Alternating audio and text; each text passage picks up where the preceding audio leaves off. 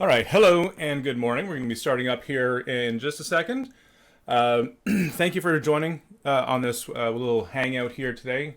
This is done over Google Air or Google On Air as a means of distributing it out to the world. So if there are any questions that you have, there should be a Q&A panel on the left-hand side of your screen. At least that's what it shows up for myself.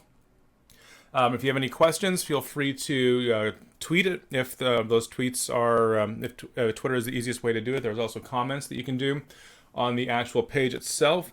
I won't be responding directly to them over the internet, but I will address any questions that I do get here on the webinar / on-air broadcast itself.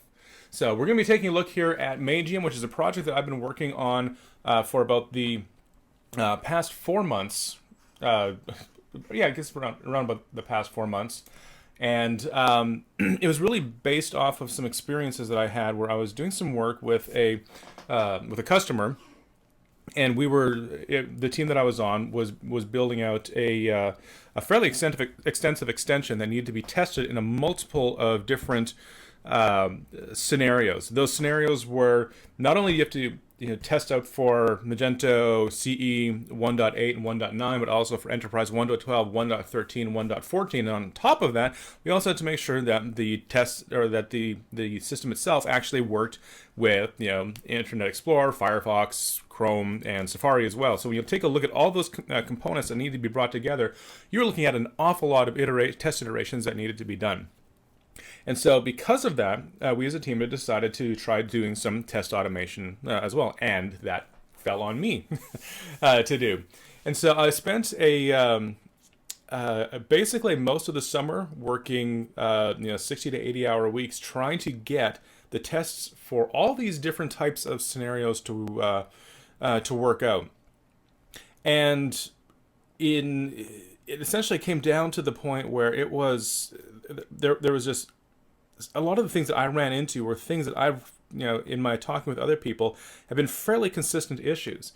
And so the net result of this is that there was spending all this time trying to build all these tests and having all these tests being incredibly fragile and being very verbose in the types of instructions that you needed to give. I was looking at myself and I was thinking, why would anybody, first of all, why are people actually doing this? Second of all, people want to do this. Why is nobody actually doing, building out a system that actually makes this a lot easier to use? And so there's a couple of takeaways that I took from that experience. One of them is that there's an incredibly steep learning curve to building out any kind of testing scenarios. If you're building your own custom application and you have direct control over the HTML DOM and you can specify CSS selectors very easily and specify IDs exactly where you want them to be, and you can actually make that kind of underlying code change, your job's going to be a lot easier. But at the same time, if you're utilizing third-party software, and this includes Magento, it includes, it could be WooCommerce, could be Shopify, could be any kind of third-party application that your company may want to use. When you don't have control over that, you're talking about a very steep learning curve. And I think that dissuades a lot of people who are not dedicated QA testers to not use it. I mean, that's been, in the discussions that I've had with people, that's been a very consistent issue that's come up across the board, is that these kinds of issues are consistent. There's just so much work that needs to be done in order to make these things work. And when they break, there's just kind of something a little bit different in there that causes these things to break. And these are just for simple test scenarios. If you start looking at more complicated test scenarios like a checkout is a fairly complex piece of logic that needs to be automated. And so you're spending a lot of time. I think that when I was building out the Magium checkout component, I spent about 2 to 3 days on it, and that was really because there's a lot of different things that need to be taken into account when you're building a checkout. Because say for example, sometimes you're going to have a drop down for an address. Sometimes you're not going to have a drop down for an address. Sometimes you'll be logged in. Sometimes you won't be. Sometimes you're going to have a a registered customer, sometimes you're going to want to register the customer as part of the checkout process. So all these individual variations on top of the complexity of the scenarios you're trying to build are just stupendous in many ways. And these test variations really do consume a lot of time when you're trying to build out these kinds of scenarios. There are theme differences. There's in the checkout, there's between, I forget between which version of Magento it is, but there's a in one of the, I think it's in the payment step or the shipping step, there's a slight difference in the XPath selector that's used. And so because of that, you actually end up having a good number of if statements and things like that if you're trying to create a scenario where you want to be able to test in multiple versions of Magento, which if you are an extension developer is something that you want to do. There's also going to be catalog differences. Not everybody's going to be based off of the sample catalog. You're actually going to have your own catalog data that needs to be built out. So any kind of differentiations between test data and real data, or even changes in real data, are going to introduce variations that need to be taken into account. Now, those variations can be modified by basically having or handled by having a static data set that you're always going to be using. But there's a fair amount of overhead that's actually involved in those kinds of those issues. And so, again, just lots of little things that need to be built into there.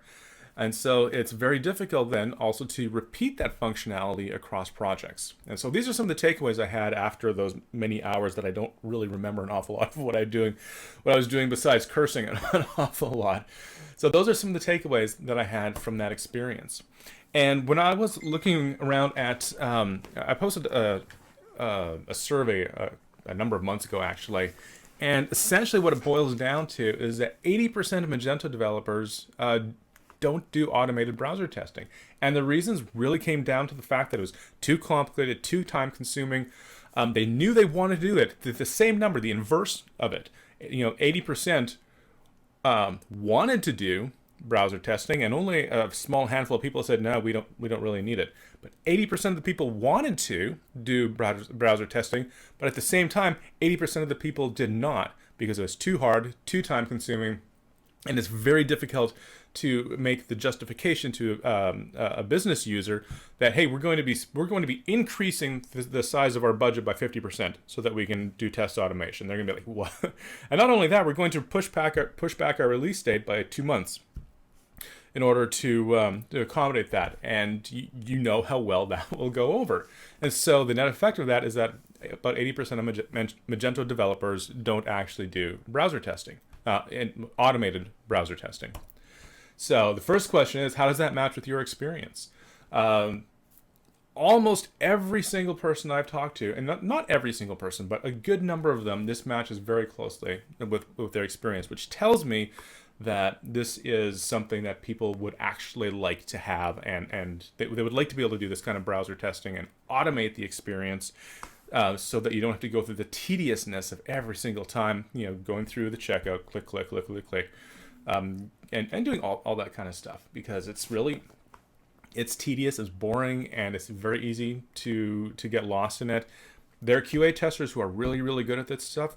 Most of us are not. And so that's really what we're trying to solve here with Magium. Now, when we're looking at automated browser testing, there's a couple of different approaches you can take. First of all is just basically your click and run. This is where you go around and you click, click, click, click, click, and something is going to record what it is that you're doing, and then be able to replay it at a later point in time. Now, this is fine for smaller implementations, but there's going to be a lot of limitations that are going to be hit very quickly. For example, clicks, keystrokes, and moves are actually going to be recorded by the individual IDEs, but page behavior is not. So if something takes 500 milliseconds to execute one time and takes 2 seconds to execute the next time, these will require you to manually build in that kind of page behavior. Additionally, a lot of these smaller approaches utilize fairly rigid XPaths, and so if your page structure changes in any way, shape, or form, then you've essentially lost your work and you have to go back and make it work. And because of a lot of the copy and paste approach, it breaks the don't repeat yourself principle in a very, very major way. So they're useful to get started, but in many cases, they're mostly useful to figure out why you don't want to do it this way. The second approach is one that's more developer-centric. WebDriver is an example of this. There are a number of different libraries that will sit on top of WebDriver to help you to integrate your testing solutions. It's very, very thorough. It gives you a very high level of control. You can pretty much script the browser to do almost anything that a user can do. Not perfect, of course, and nothing is, but it gives you a very high level of control. You can get full control of the browsing experience too. You can also see what it is that on the page that the developers are seeing. You can do XPath queries and get back information. You can basically make it look like you're actually a user on the system. However, the downside of that high level of control is that there's a very hefty learning curve involved in getting it up and running. This is usually what drives people away from this approach. There are different types of selectors that you need to do. You have to know XPath very well, or you'll be using CSS selectors and know how to use them very well. And not only that, but all that stuff that was true about the page behavior on the previous slide, whatever that was, the click and run approach, is also true here. Because WebDriver just controls the browser. It doesn't really give you any native feedback with the exception of clicks. That click API calls will not return until the browser is in a state where it will actually can receive the next click. Beyond that, it doesn't tell you an awful lot. So there's a lot of boilerplate that's involved in building it. Additionally, there's no underlying architecture. And the effect of that is that you have two options. One is either that your tests are going to end up looking like the click-based tests, where it's, all the way through each individual instruction, or you have to design your own architecture, which is time-consuming. And I know this because I've essentially built this here, and so I can attest to the fact that building your own architecture is very time-consuming, and is probably not going to give you the benefit that you're looking for. So how is Magium different? That's the first question. Well, in truth, it's not really different. It's just a different type of layer. It's a layer in between. And in fact, there's actually the possibility, and I haven't quite researched this yet, but there's a very distinct possibility that Magium actually could be used in conjunction with many other different testing libraries that do the same thing. But what Magium does differently is that it does provide some level of abstraction to help you out with Selenium, but its true benefit is the approach that is taken, where it is designed to follow the flow of a user story.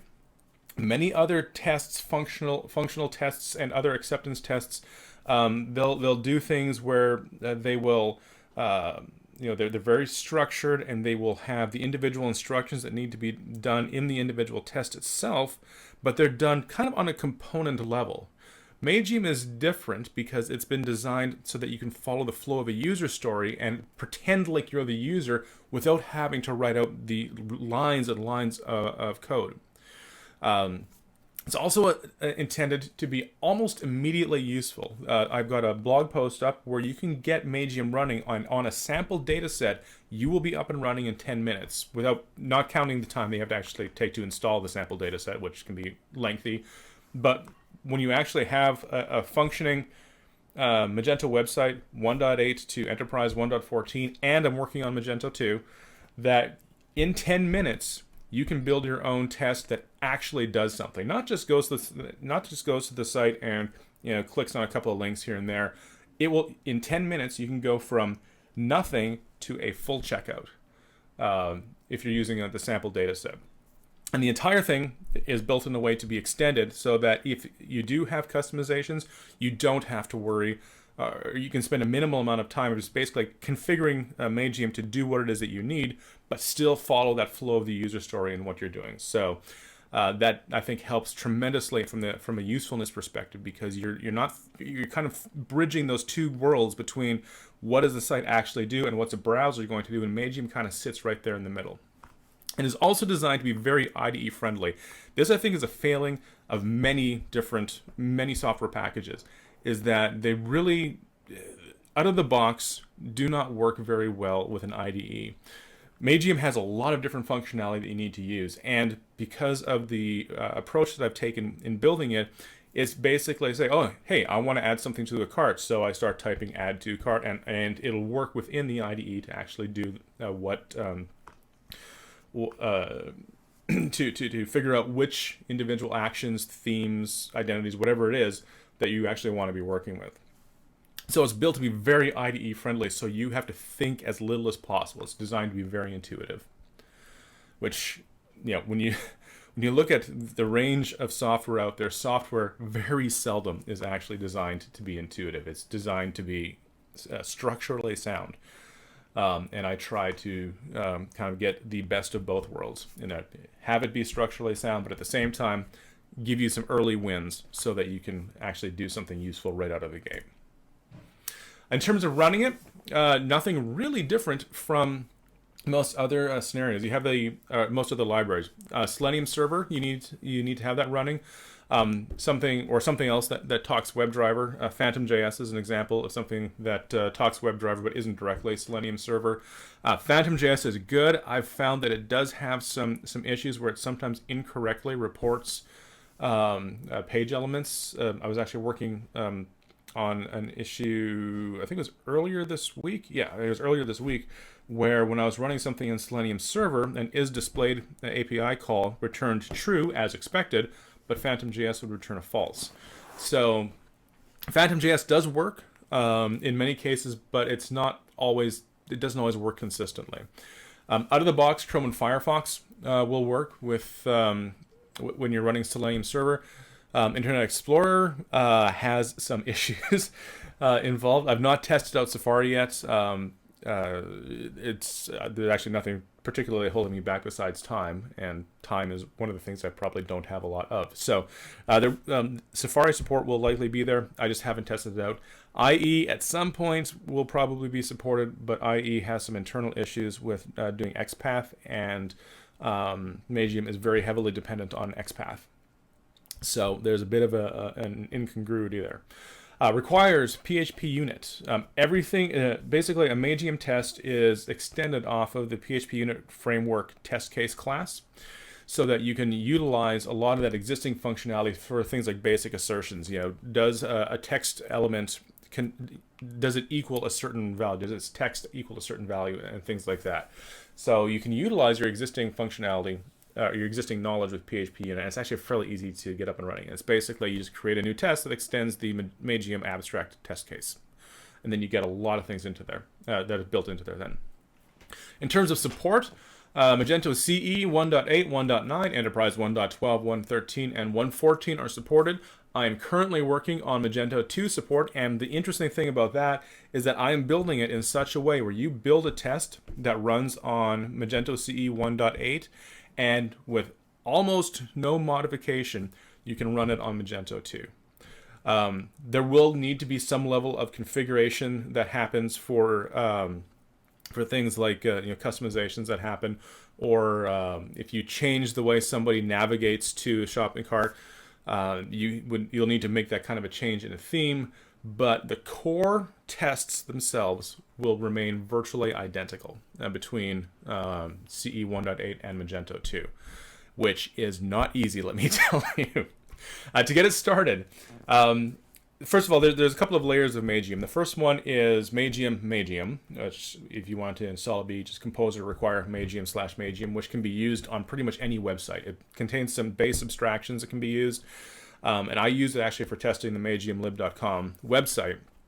I don't use the Magento library for that, but the Magento library is built on top of the Magium library. So if you and the Magium library is a dependency.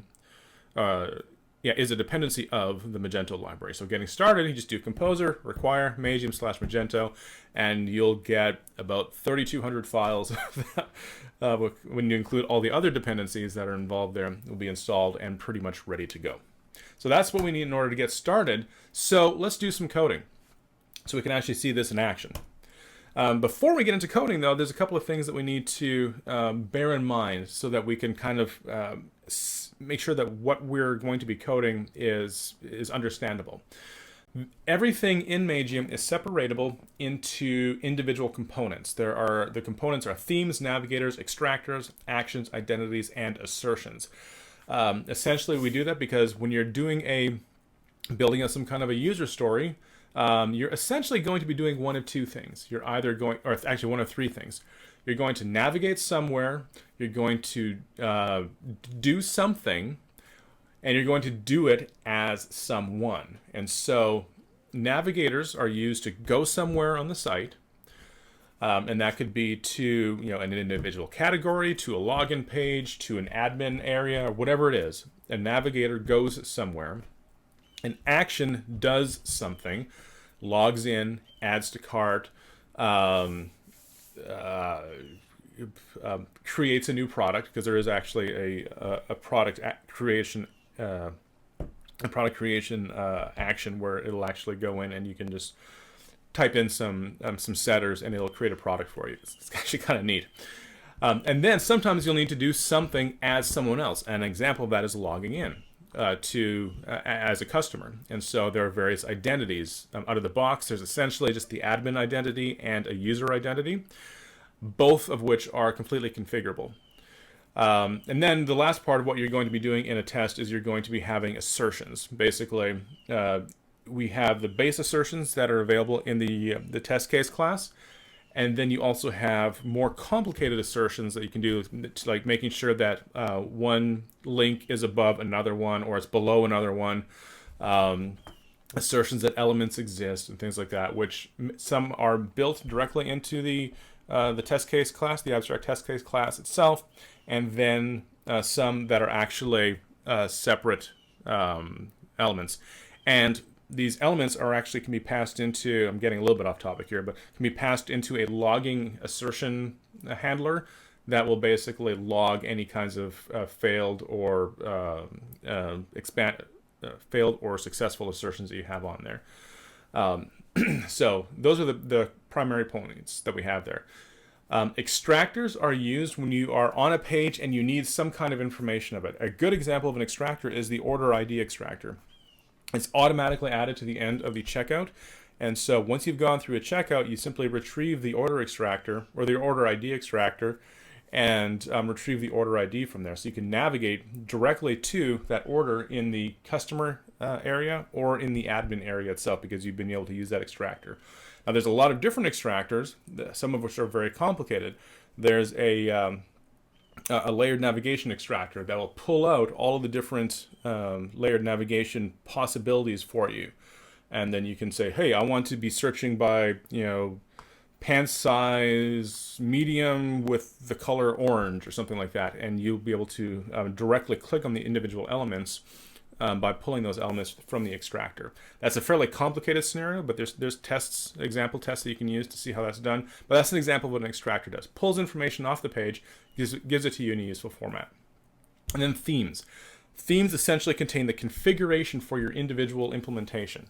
So there's a theme for each individual Magento version, and what you would do for your scenario is that you would reconfigure the theme to handle the unique scenarios of your implementation. We'll go into some basic configuration because there's defaults that are used, and those defaults are not useful in most scenarios, and so we will do some level of theme configuration in our example that we're going to show next. And so we'll see some of that there. And the last one, which I've kind of saved to last, which is why I said the last one, is the configurable elements. Any one of these, a theme, navigator, extractor, action, identities, and assertion, can be a configurable element, though it's usually going to be restricted to identities and themes. But like I said, pretty much anything can be a configurable element. Now, what a configurable element does is it allows you to change an element's, can change the class properties at runtime utilizing either a command line tool, via a script inclusion mechanism, which is the one that we'll actually be using here. Basically, it looks for files that have a certain pattern and includes them as part of the constructor. So you can change them. A good example of this is identities. If you're logging in and your identity doesn't match the default one in Magium, you just simply reconfigure the default identity to actually do that. We'll be doing that with themes, actually, because the base URL in a theme is usually going to be different.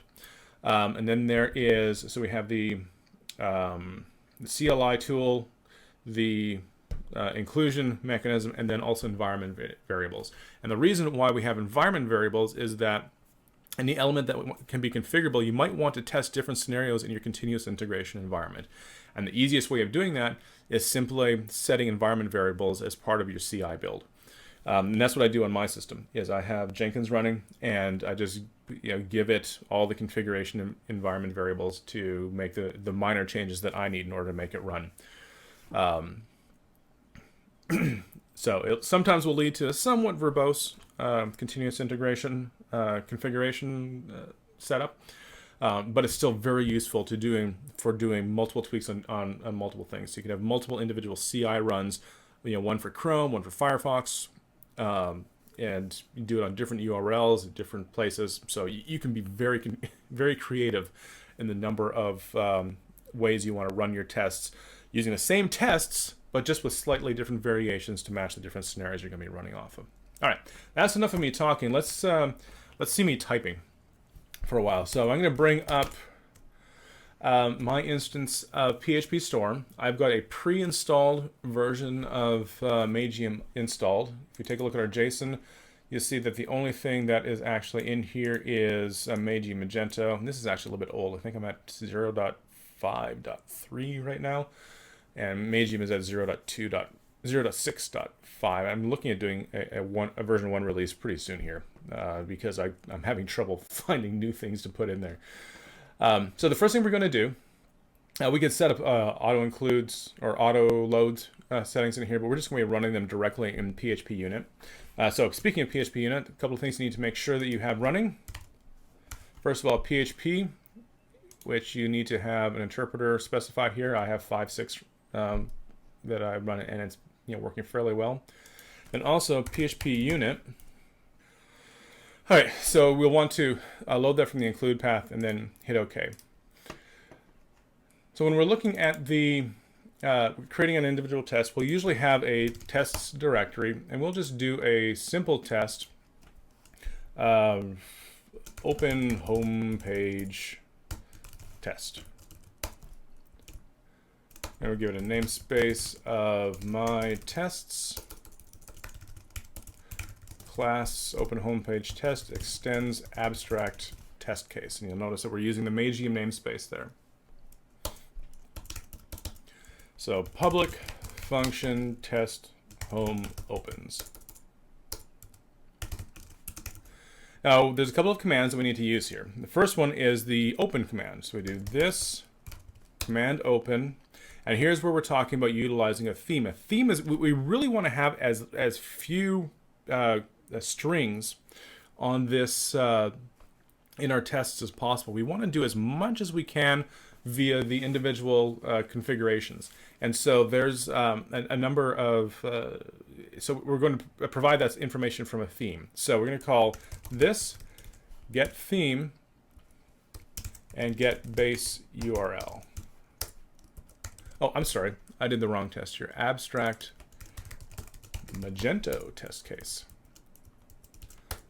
I've been doing a couple of non-Magento stuff recently, which is why I gravitated towards that. So abstract Magento test case. Now we're going to open this up, and it's not actually, it will fail, but it will pretend that it actually passed, because in this case what's happening is that it's just opening up a browser. Whatever's on the browser window, it pretty much presumes is good. And we can't do an XPath on it because modern browsers have a default document on it. So, that's going to be difficult to do. So what we'll do is just a quick little,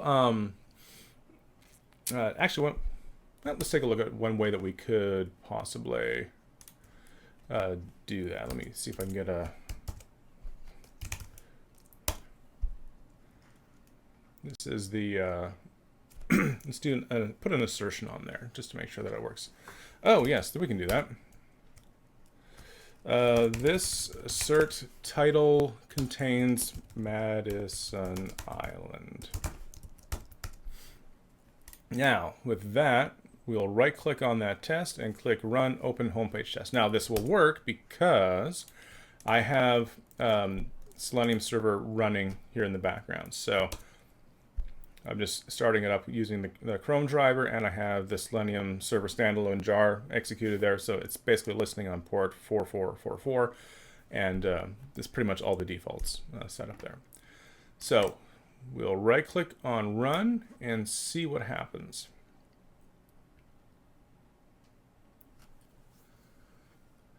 It says site can't be reached, and we should see a test failure. There we go. Failed asserting that localhost is not available, contains Madison Island. So this is where our what would we call it? Our theme configuration comes into play. Now, theme configuration files usually are going to be called theme configuration. If we take a look in our Magium Magento directory, we'll see a lib, and we'll see themes, and we'll see all the different themes in here, and we're on Magento 1.9. You'll see something called theme configuration. Now, what I'll end up usually doing is I'll just use the PHP, and this might be just my familiarity with it, but the PHP Storm shortcuts, theme configuration, and I'm looking for Magento 1.9, which is the one that I have here. And then what I do is this is all the information that is used to work with the Magento CE 1.9 setup for the core functionality. Then there's also one for the checkout, and then one for customer as well. And the reason I went here is because I like copy and paste. And so the way the configurable elements work is you start with a directory called /configuration, then you add, so we'll start configuration, and then you add the namespace, and then you create a file based off of the class name residing in there. Now this is going to be, when this new object is created, the class configurator is going to look to see if this file exists, and if it does, it's going to include it as part of the constructor. Technically, that's not quite true, but from an effective standpoint, it is. So we'll do var this theme configuration Magento 1.9. I'll do this base URL equals http Magento 1.9.loc. And again, I put that this in there so that I have access to code completion for all the different items that are available there, which is also one of the reasons why, if you're looking at the theme configuration file and you're going, why are all these properties public? That's a horrible thing to do. Well, the purpose of that is because we want easy code completion to work. You're not really going to be doing this in a way where it's going to be run on the web, or you're going to do anything like that. This is here to be run on your local individual environment. So we kind of bend that rule a little bit for the purpose of actually making this useful to you. Okay, so we have a base URL set, and let's rerun the test, cross our fingers a little bit, and see what happens. If it opens up. There we go.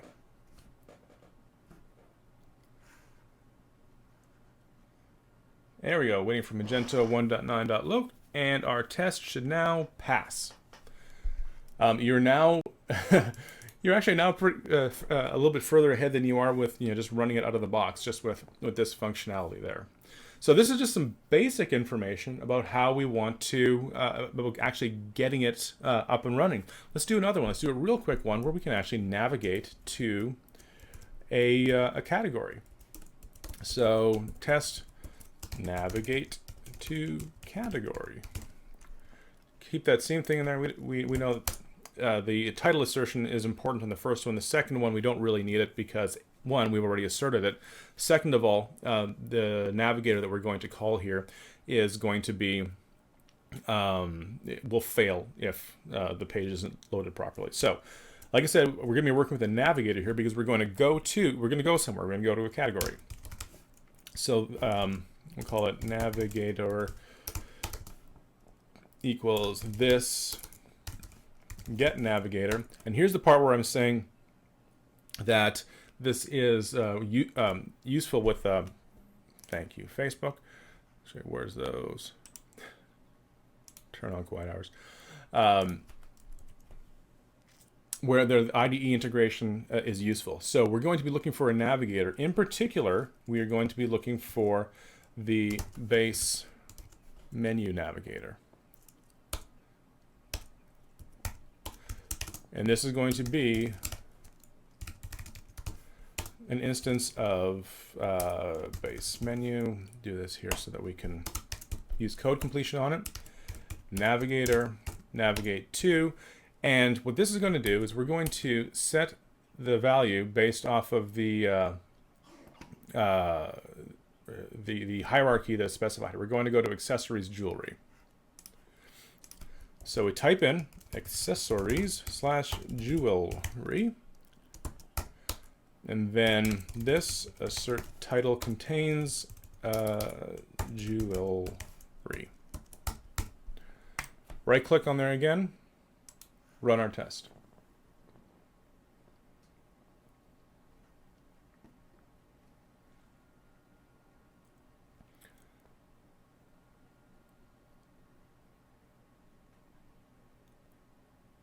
And our test is passed. Now I'm going to show you something that is one of those things that may not be readily apparent. What we're doing here is we're simply navigating to accessories jewelry, and that's basically based off of some XPaths that have been predefined that will work with this with the default themes.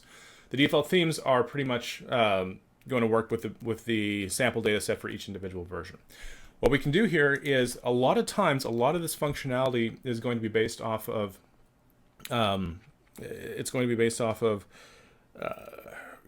repeatable items. So for example, you're going to have an add to cart function.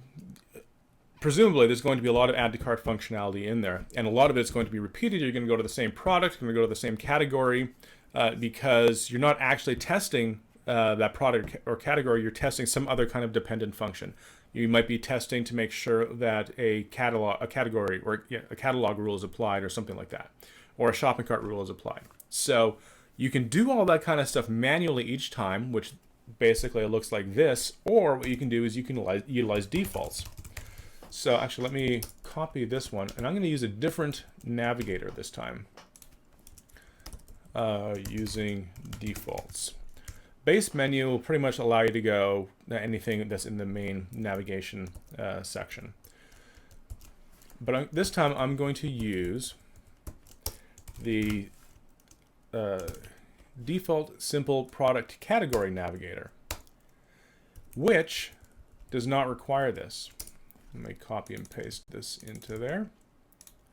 And the reason it doesn't require that is because the individual theme contains some defaults that you can actually use for that kind of repetition. And these are actually used even further with other items, which we'll be taking a look at here in a second. So we'll run this and see what happens.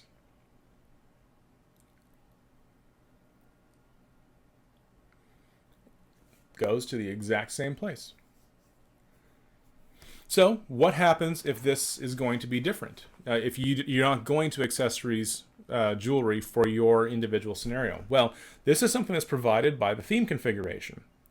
So that, like I said earlier, the theme configuration, it contains information that is pertinent to your install. So we would go in here, and I'm not going to run it, but we'll do this, and it is default. Actually, a simple navigation path to simple product category.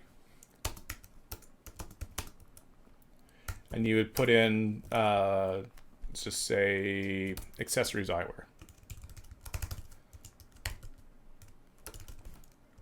If we run the test again, this should now actually fail. Unless I mistyped something, which is always possible. Oh, we're going to eyewear. So you can go in and you can make those kinds of changes fairly simply. So that's getting things set up. You can see that there's some fairly easy. It's fairly easy to get things up and running on a default environment, and that you can also configure the environment to work well with your scenario. So let's take something that's a little bit more complicated, and that's going to be building the checkout. one of the things that because what I was doing, actually almost a year ago now, 3/4 of a year ago, because it was a payment-based extension, there was a lot of interaction with the checkout. And so the checkout is one of the more important pieces of functionality, I think, to actually get right, because it is very hard to script. So actually, let me get rid of this. Just do some more copy and paste. I know copy and paste is verboten. Let's do test checkout.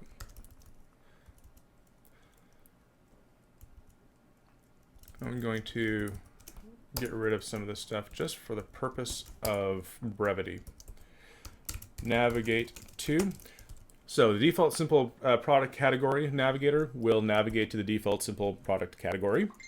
Once we're there, we'll want to navigate to the product. So this get navigator default simple product navigator.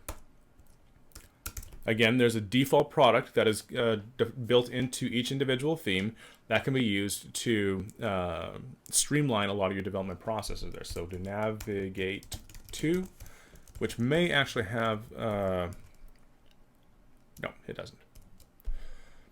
Once we are there, this get action, add simple product to cart. Actions will usually have a method called execute. Navigators will usually have a method called navigate to. Actions will usually have a method called execute.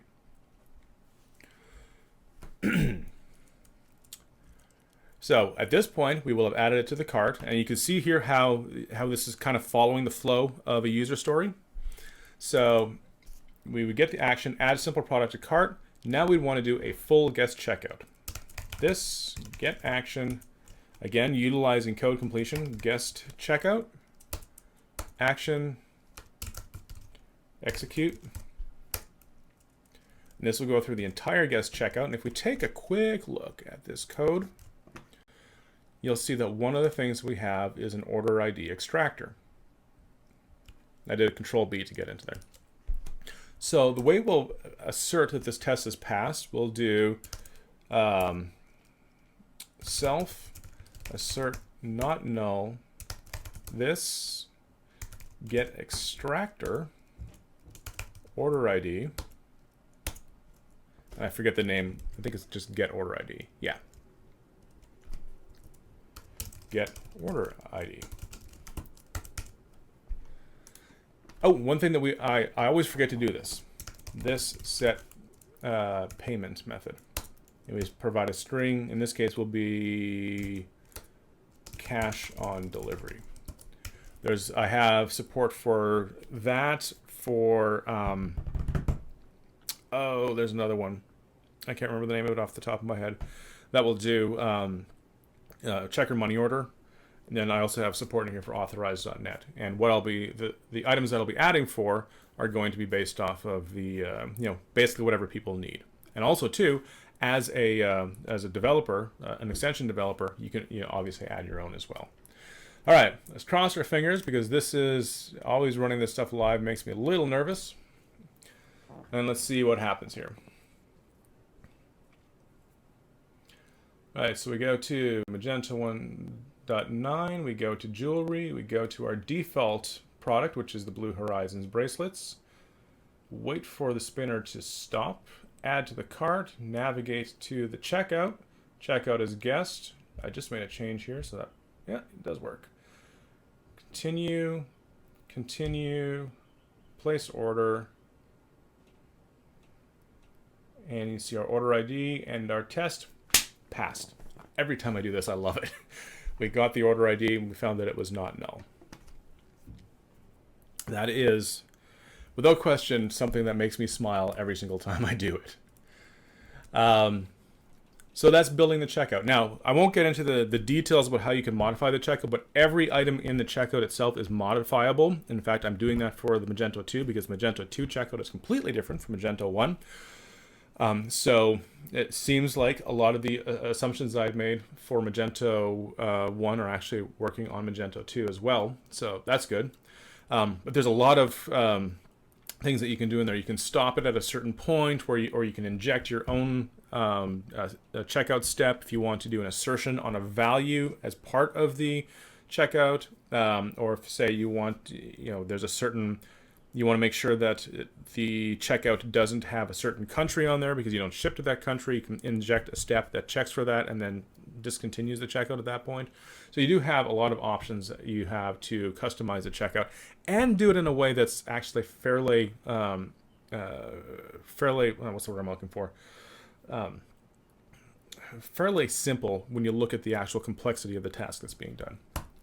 So let's work with dealing with problems. This is a really hard one to actually showcase because it's, there are a lot of different problems. Usually what's going to happen when you're working with your own setup is you're going to have theme configuration differences.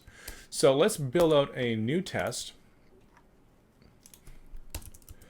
Public function test test customer login.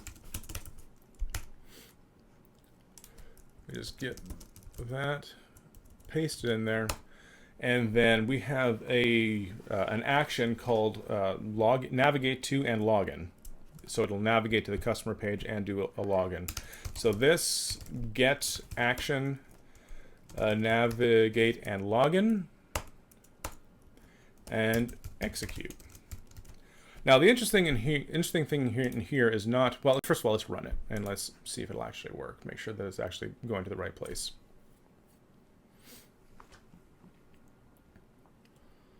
Should navigate to the, oh, something break? Oh, okay, it's a navigate. Let's see, there is a, login is the name of the method. So let me get rid of that and rerun the test. So we run it. Okay, there we go. Now we're going to the login page and we actually do the login and we're good. Okay, so what happens if your login instructions are different? Now what we use here to do that kind of a login is called an instruction navigator. What it basically does is it takes a multi-dimensional array of instructions followed by XPaths that it will use to do on those individual elements. So we'll go into the navigate and login. We'll go into the navigator and we'll see that we have these instruction navigators here. We're going to set a breakpoint right there. One of the things I like about working with this here is that because we have direct access to Xdebug or the Xendebug or whatever it is, we can set breakpoints in our code and work through the problem on a step-by-step basis. So this time we'll run it in debug mode, but that'll stop it right there. So right now we have our instructions and you can see that they are mouse click on that XPath and then mouse click on that XPath. So, how do we work with this? Well, what we do is we take a look while it's running here. Say we know we're going to be looking at the account, so we can right click on there, click on inspect. And this is on our running test, so we're actually on the page, and then we see, oh, account. Oh, we see there's a class of label, or there's a data target element, class skip link. And so there's a couple of different things that we can go in there. And so we go in, and we can, let's just do a simple one. And it would be span account. Span text equals account. And then we basically see that we get two spans. Not even sure. Oh, this would be an account down. No, right there. So then we have to go in and we'll say, oh, it's going to be part of the class account or the account wrapper. So let's give that a shot then. Div class equals account wrapper descendant span. And now we're down to 1. So then we can take this XPath.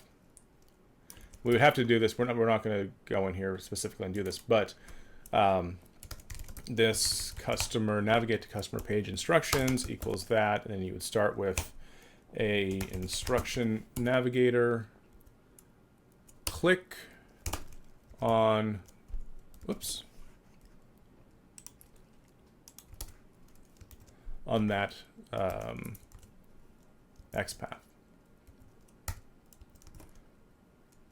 And so that's, kind of along, oh, and hey, it's actually, this is exactly what I wrote here, so I must have, I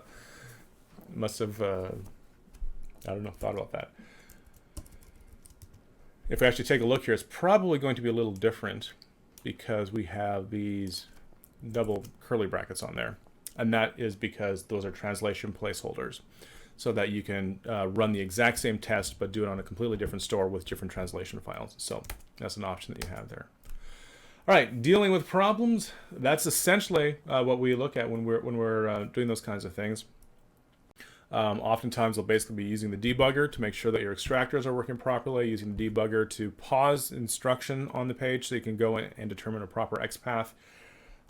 Which brings a question, why XPath and not CSS selectors? Why not IDs or something like that? CSS selectors are so incredibly useful. Why? And they're so tight. Why not use those? And really, what it comes down to is that with XPath, we can do pretty much anything that we need to do. And so, because we can do pretty much anything we need to do internally, Magium has standardized on utilizing XPath. That's not to say that you can't use CSS selectors in your own tests, but internally, Magium utilizes XPath pretty much exclusively, except for when something is never going to change, and there's only one or two places where that might be. And even there, it's usually passed in through a theme. The idea is passed in through a theme.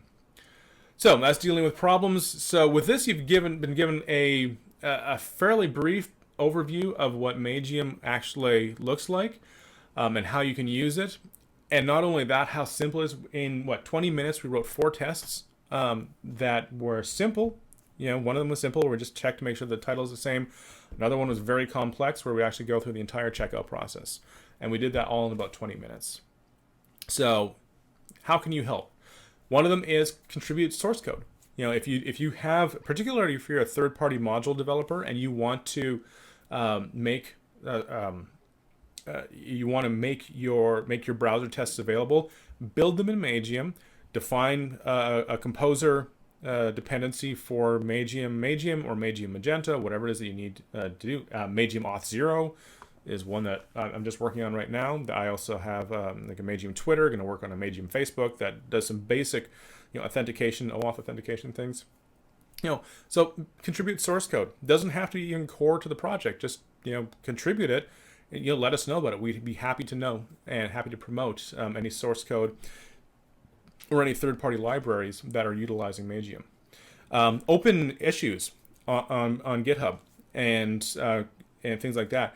It's very useful if there's something that's not working properly to let us know and see if we can't work out an issue. We have a couple of small issues that have already been published, and they're incredibly useful to let us know how people are actually using it. Contribute user stories.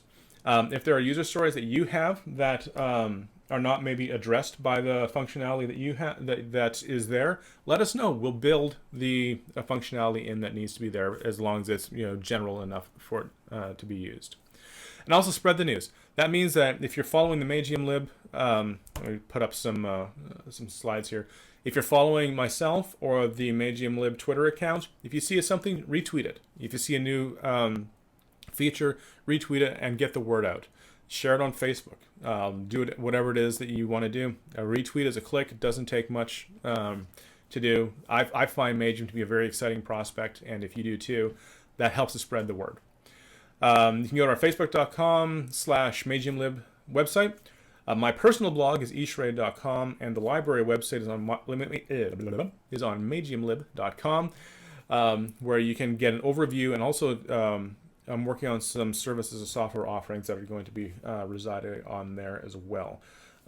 There are, at this point in time, about 80 blog posts, so there's a wealth of information that if you need to do there. So with that covers the content that I wanted to go over. So let me give just a couple of seconds here for any questions you may have for Q&A or something like that. Oh, someone was saying. All right, so I've got a couple of Q&A questions here, all about me not sharing my screen. All right, so is it possible to select elements with the sizzle selector engine like jQuery does? Sizzle select. I honestly do not know what's the I don't have information on the sizzle selector. Let's see what happens when I come up and see how difficult that would be. Probably not. Unless there is actually a PHP equivalent for it. It would need to be run in PHP. I don't, well, I shouldn't say I wouldn't. Let me just say from a supportability standpoint, probably not. I can take a look at that though. Let's see, is there any other...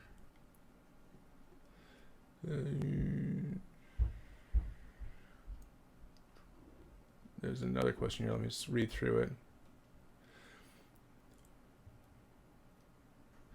Okay. Does Magium allow recursive test definitions outside their own tests directory, like with the ecom dev unit test extension? I'd have to take a look directly at what that looks like. Magium tests themselves, the Magium components themselves do not necessarily require Magium. Everything is done utilizing dependency injection. And so as long as you can get the proper classes into the proper objects, or the proper dependencies into the proper objects, it will pretty much work out of the box, with the exception of when the actual elements require a specific Magium abstract test case, and it may for doing some things like various assertions. So in theory, Magium can be executed outside of a Magium environment. And I'm actually going to be working on a compatibility layer that will allow you to utilize Magium functionality without directly requiring the abstract test case. And I haven't started work on that yet, so there might be some unforeseen issues, but I do want to build Magium, or now that I have the abstract tests largely working, I am looking at compatibility with other libraries, because I really don't see Magium as being a competitor. I actually see it as being something that can get added to. So I'm going to be taking a look at some mechanisms that might be available for doing for retrieving Magium elements in isolation from Magium tests, but there will probably be some level of complexity involved in that. So I'm going to give it a shot. I don't quite know yet at this point if it will support those kinds of recursive test definitions. I'd have to see exactly what that would look like, but the possibility does exist, and I'll definitely take a look at that to see if it's possible.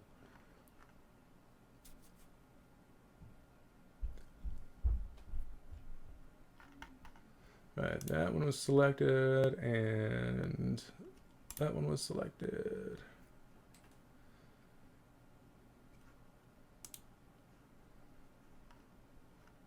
All right. Are there any other questions? All right, if not, thank you for your time, and I will be posting this up on YouTube, and you'll be able to rewatch it there. And again, if you have any questions, contact me on Twitter, or you can go through the contact form on the Magium Lib website, or go to GitHub, and I will be happy to answer any questions that you may have. So thank you very much for your time, and we'll see you again at another webinar, hopefully sometime soon.